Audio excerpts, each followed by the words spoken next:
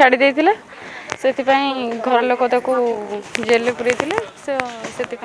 ସେ ବାହା ପାଇଁ ଏବେ ରାଜି ହେଲା ସେଥିପାଇଁ ଜେଲରେ ବାହାଘର ହେଲା ଏ ହେଇଗଲାଣି ମାସି 10 ମାସର ଘଟଣା ନଭେମ୍ବର ମାସର ସେ ମୋତେ ଭଲ ପାଉଥିଲା ବାହା ହେବ ବୋଲି କହି ମିଛ ପ୍ରତିଶ୍ରୁତି ଦେଇ ମୋତେ ନେଇକି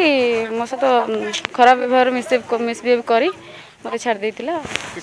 ବାସ୍ ଆମ ଘର ପାଖକୁ ସେ 2 ଥର ଖଣ୍ଡେ ଆସିଥିଲା 2-3 ଥର ଖଣ୍ଡେ ସେଉଠୁ ଦେଖିକି ଏମିତି କଥାବାର୍ତ୍ତା ହେଇକି ଫୋନରେ ଏମିତି ଭଲ ପାଇବା ପଡ଼ିଥିଲା ଆଉ ନାଇଁ ନାଇଁ ବାଧ୍ୟତାମୂଳକ ନୁହେଁ ଯେହେତୁ ସେ ଭୁଲ କରିଛି ମୋ ସହିତ ତ ସିଏ ବାହା ହେବା ପାଇଁ ବାଧ୍ୟ ନା